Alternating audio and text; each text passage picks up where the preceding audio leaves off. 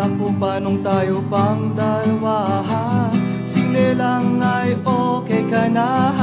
Pero ngayon, koleyala ka na.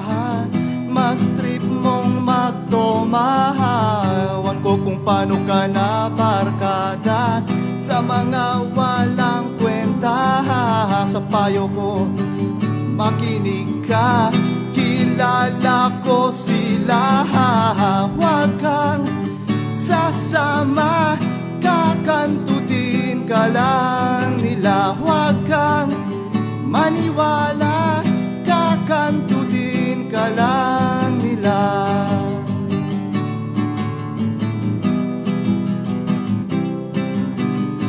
Huwag mong isiping di mapapansin ang iksi ng iyong palda. Ang cute-cute mo pero ang dami-daming makeup sa iyong mukha.